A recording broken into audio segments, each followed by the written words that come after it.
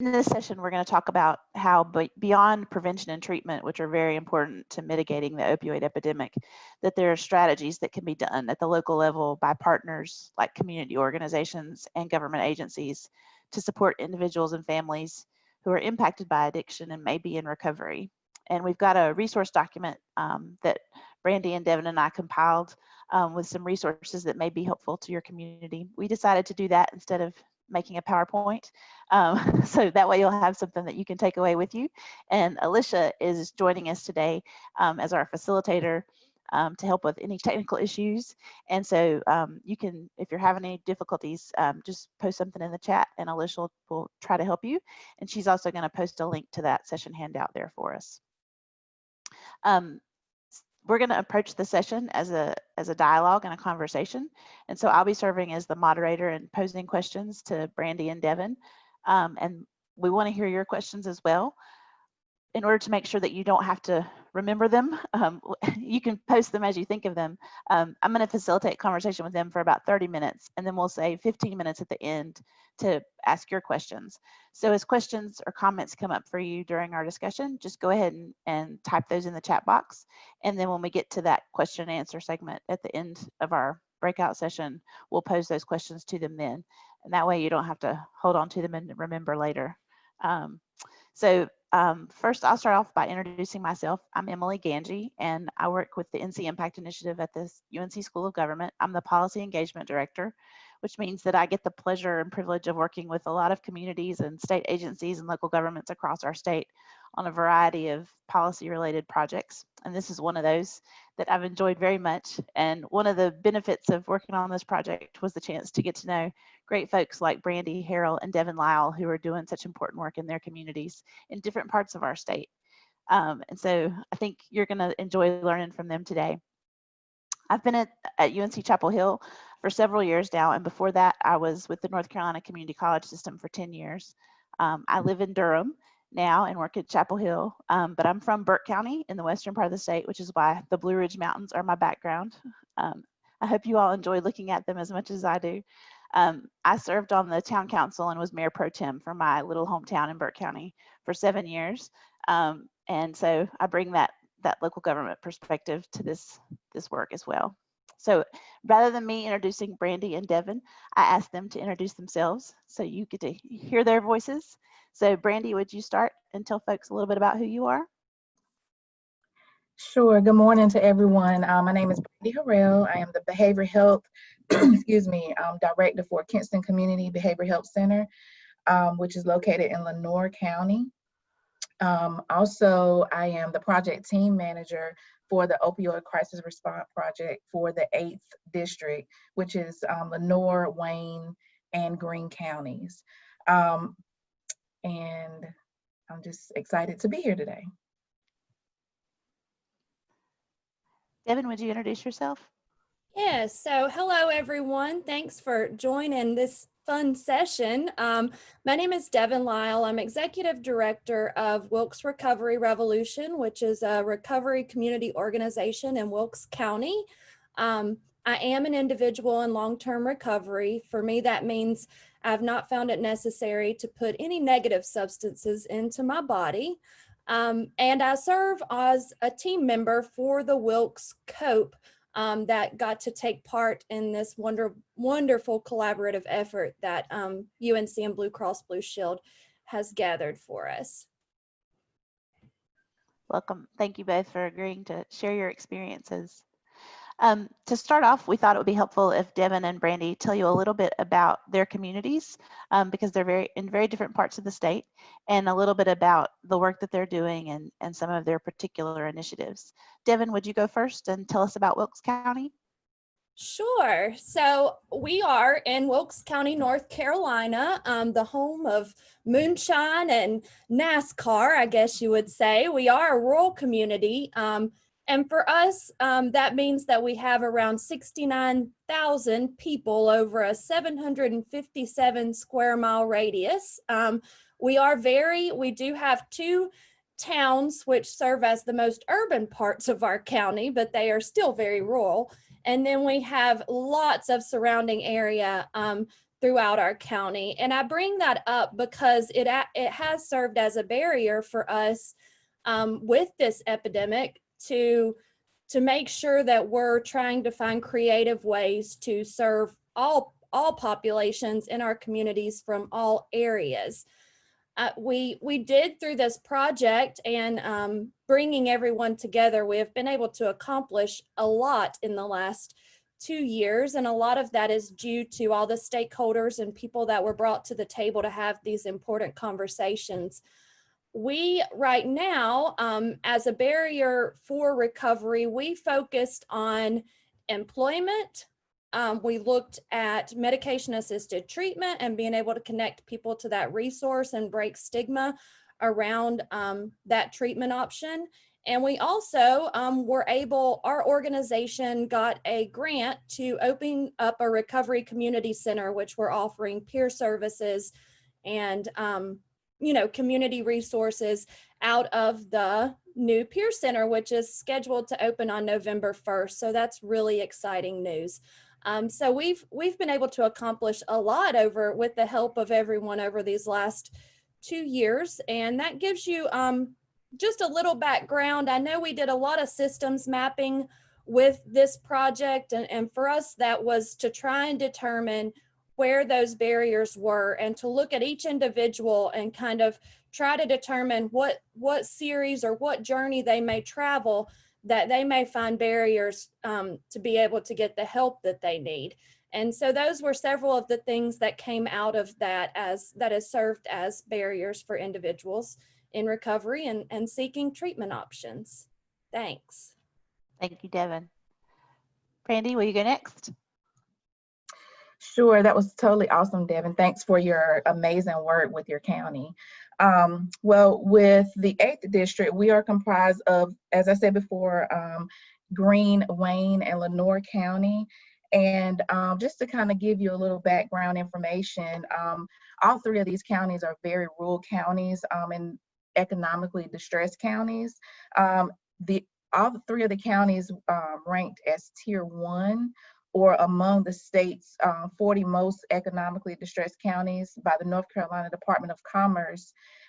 Using that data, or the data that we collected, we used unemployment, we used median household income, percentage growth in population, and adjusted property tax base per capita.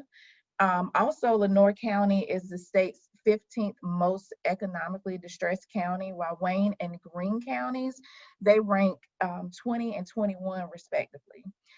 The economic distress, of course, means that these counties have high unemployment rates, again, low median income household, low population growth, and low property tax base. And so with that being said, a lot of the basic public services that are available in other areas, our area lack those services, such as, again, transportation, employment, and also housing. But however, within this 2-year time frame, the 8th district team has done amazing work to bring resources to the area. The nucleus, or the hub of our project, was to increase and enhance family accountability in drug court. It's been a real pleasure to actually work with local officials, also with our district court judge, which is Judge Beth Heath for the 8th district. And it's like I said, the Family Accountability and Recovery Court has been one of the main focuses of our project, because we saw where children were at risk of being removed from their homes and so on and so forth. So when they come through, or their parents come through and be participants of Family Accountability and Recovery Court, we link them with the resources such as with Voc Rehab, NC Works. We're also in partnership with a local transitional housing agency, which is called Hope Restorations. And I'll give you a little bit more information about Hope Restorations when we return, as far as how that works and things of that nature. Another thing is Voc Rehab has been a great help with us as well. Thank you. Thank you, Brandy. So we wanted to we're going to organize our conversation around the 3 topics, and we're going to start with employment. Um, in Wilkes County, they talk a lot about recovery as work and work as recovery, and how the 2 are so intertwined. And so, Devin, I wanted to ask if you would start off by telling us about how employment helps support individuals who are in recovery. Sure. So in Wilkes County, we determined employment as a huge barrier for individuals in recovery, and this originally started with individuals in our transitional housing, which our organization offers that program. And so we noticed that individuals that were not able to be linked to educational and workforce development needs really struggled to be sufficient and have meaning and purpose and be able to be productive citizens. And it was important for them to feel a part of their community, and employment was one of the ways that really helped them do that. I served on the Appalachian Regional Commission Substance Abuse Advisory Council that worked to formulate some different plans and ideas strictly around this subject. And so with those efforts and then bringing that back to this group, we were able to really look at what needed to happen. And so for us, what has come out of that work is we are creating Project HOW, which is Healing Our Workforce. Wilkes Recovery Revolution is going to be offering that project through our Recovery Community Center. And what we're going to do is through the wraparound services of peer supports and what peer support are able to offer individuals, we are going to do needs assessments and self-sufficiency testing to determine where those barriers are to employment and workforce development for those individuals. And we received a grant to try to help bridge a lot of those barriers. So if it's a GED, if it's going to get secondary certification certificates, whatever that barrier may be.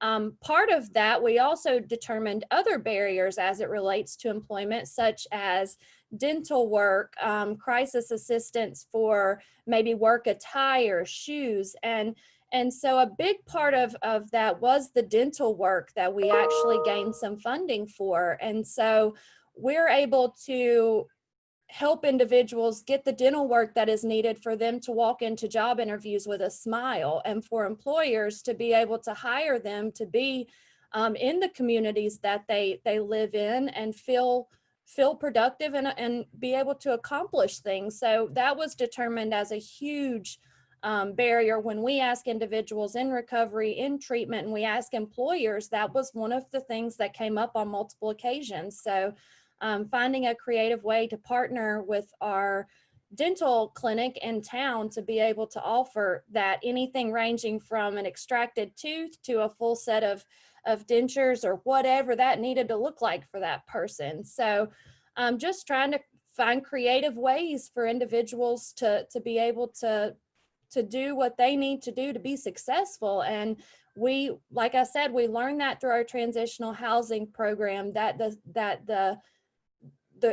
the relapse rate reduced highly when people had work accountability, had income coming in, felt like they were able to get ahead of court bills, get driver's license back, pay child support, all those things that require finances. And so when they were able to work on those things on their needs assessment, they had a lot better chance at success. So that's a little bit about what we've done, and I'll be sure to answer questions at the end, but I'll turn it over back to Emily. Thanks. Thank you, Devin. Devin talked a lot about what they're doing to help increase the employability of folks who are in recovery. But there's also a lot that employers can do to support folks who are in recovery. We included some resources in the handout about recovery-friendly workplace practices and fair chance hiring policies. Devin, would you tell us a little more about the recovery-friendly workplace initiative in Wilkes County? Yes, I will. So I left that out. I'm sorry, Emily. No, you didn't. That's what I'm here for. Okay. part of that project was that if we can't get employers on board, then we're going to have a really huge barrier, even if we fixed all of these problems and being able to get them employed. So we currently, with that project, are educating employers. We are going out and speaking to them about the recovery process, what that looks like for individuals, and how employers can create recovery-friendly environments, and how we can support them in doing that in this process. Part of that initiative is to actually display a sticker in their window that is a recovery-friendly work environment sticker. And it's very similar to maybe a business putting a rainbow flag and supporting LGBTQ, populations. They know that it's safe to go into that business because that sticker is on the window. And so we're going off of that method, and as they're educated and are willing to hire individuals in recovery, then they would actually display something that made the rest of the community aware that they were in support of this initiative and this mission.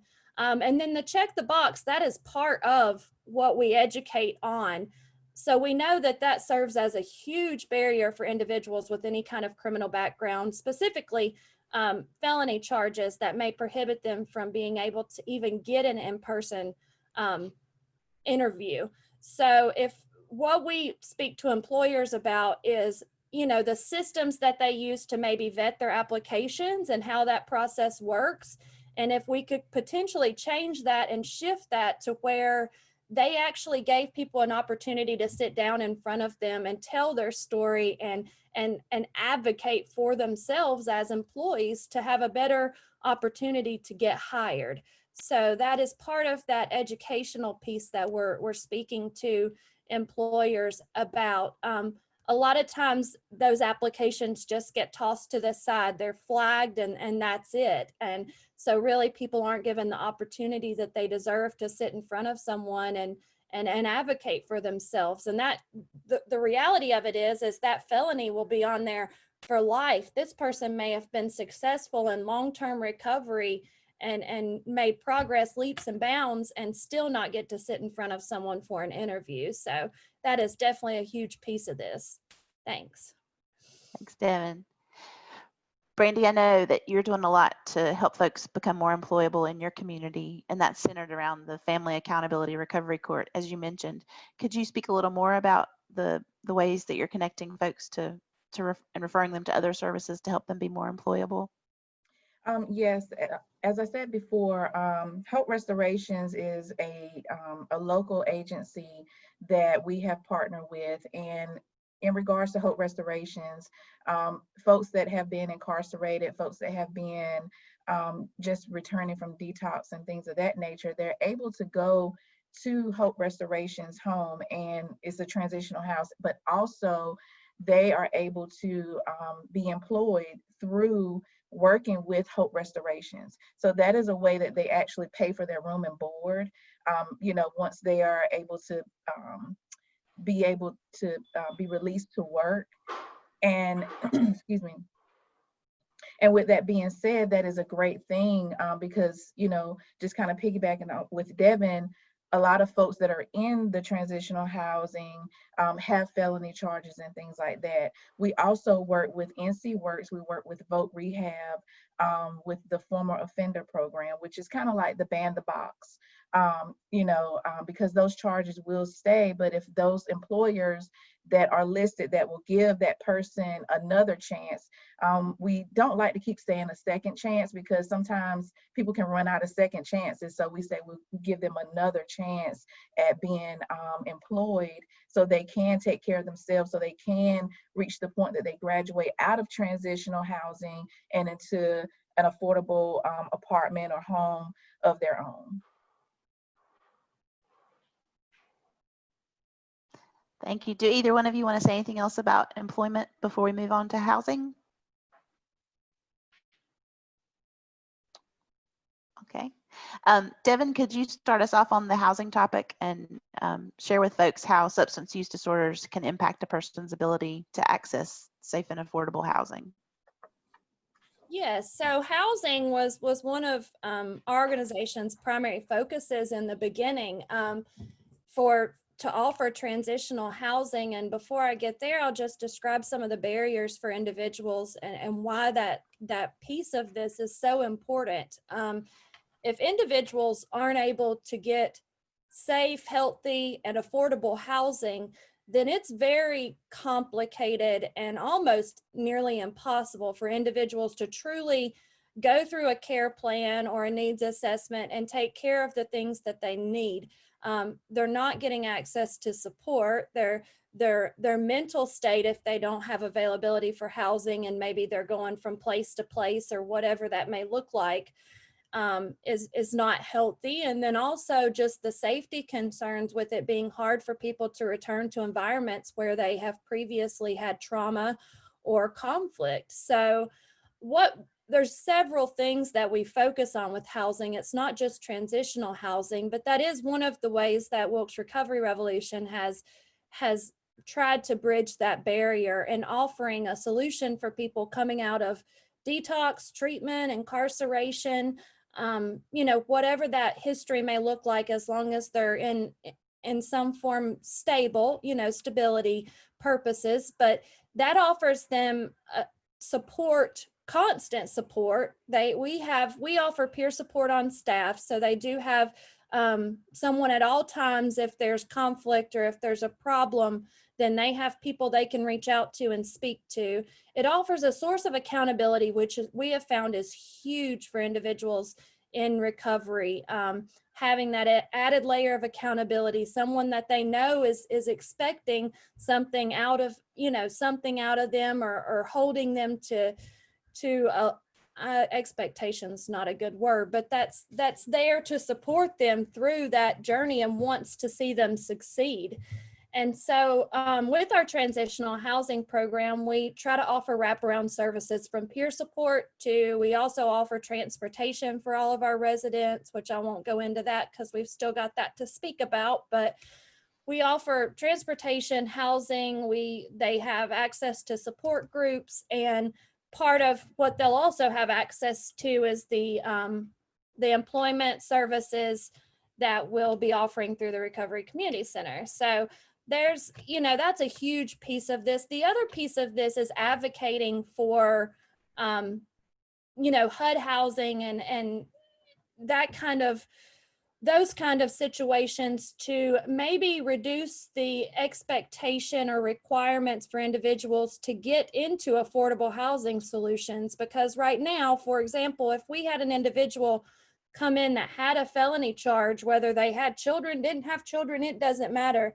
They don't have access to affordable housing like other individuals would, specifically because of their record. But if we can't get them in safe and stable housing, whether it be transitional housing or affordable housing, then the likelihood is that they're not going to be actively engaged in treatment and recovery, and they're going to continue to go back to what they know. So it is so important to make sure that we have options for people and to advocate for a living wage in our communities, because it's one thing for individuals to get a job, but if they can't support themselves with that job, then it makes it almost impossible to succeed.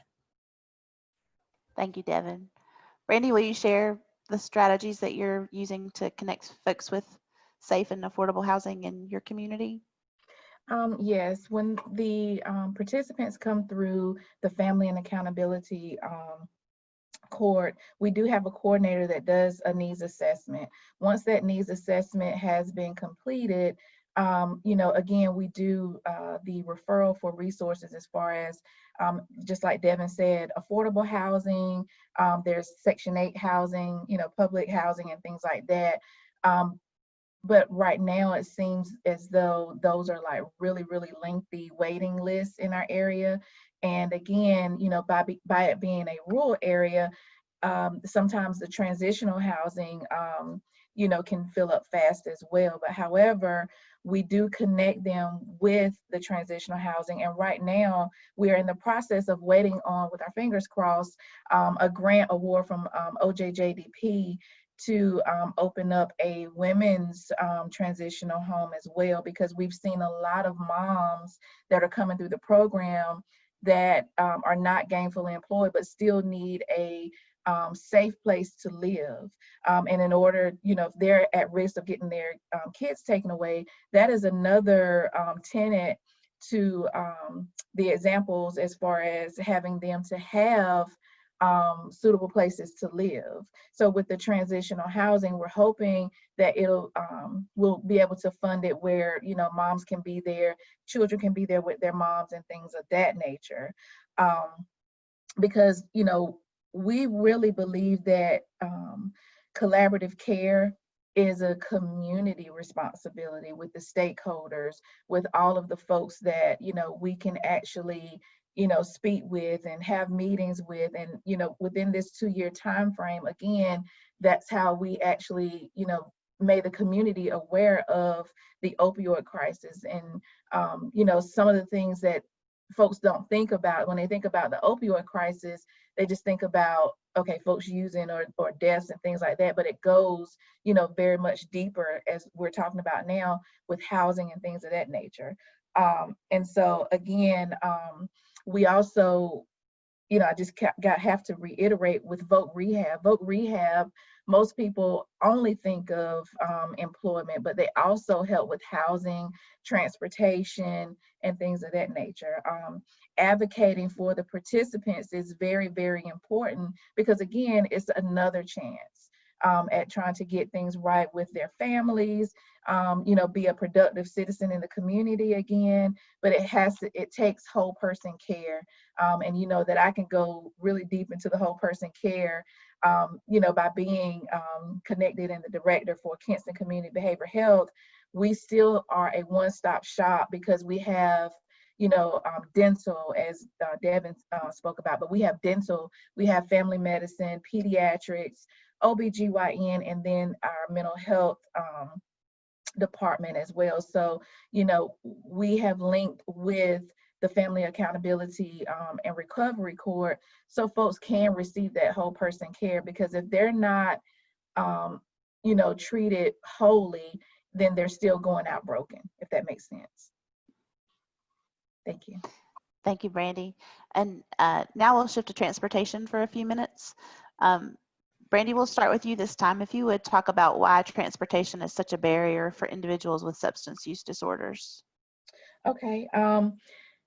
Most folks, or a lot of our participants, or people that have substance use disorders, they have barriers with, providing their own transportation. And we are, again, in a rural area, so we do have an area transit.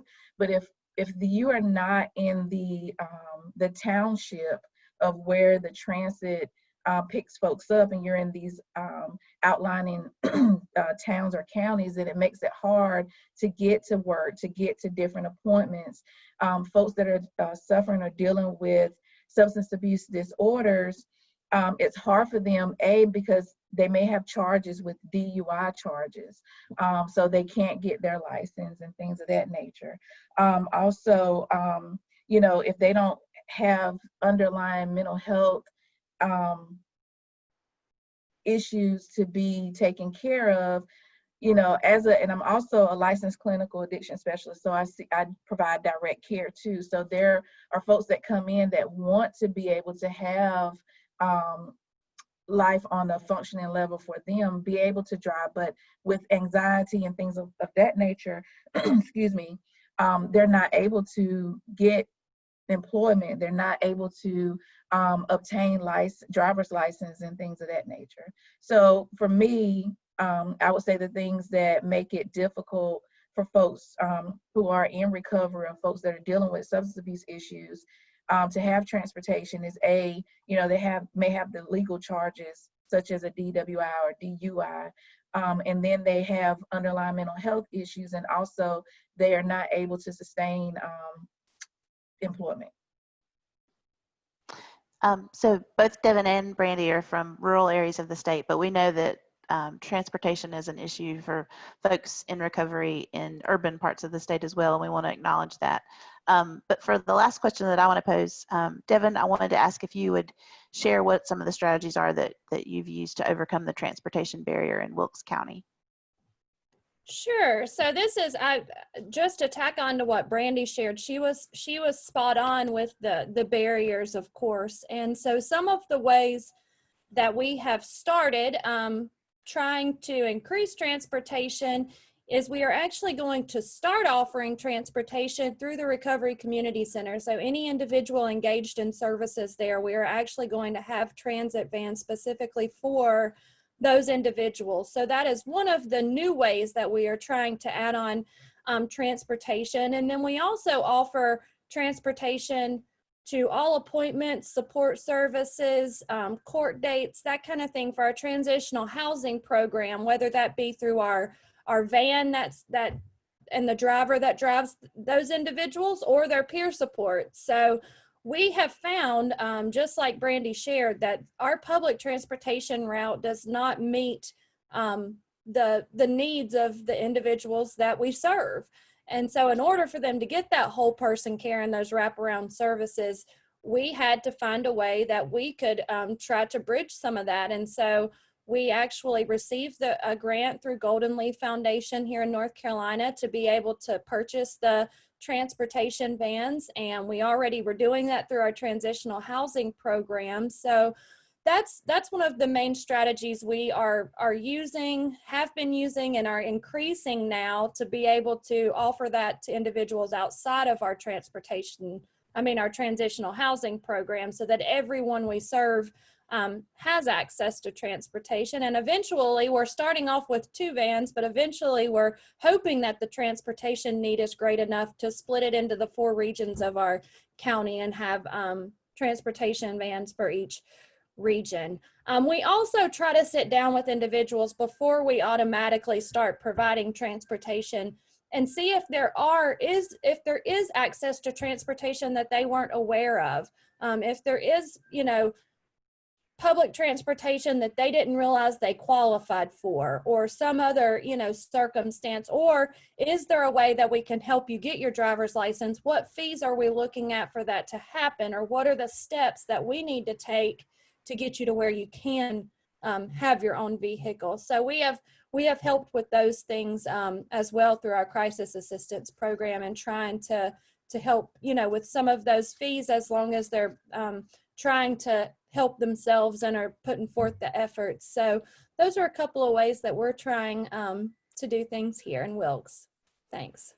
Thank you, Devin.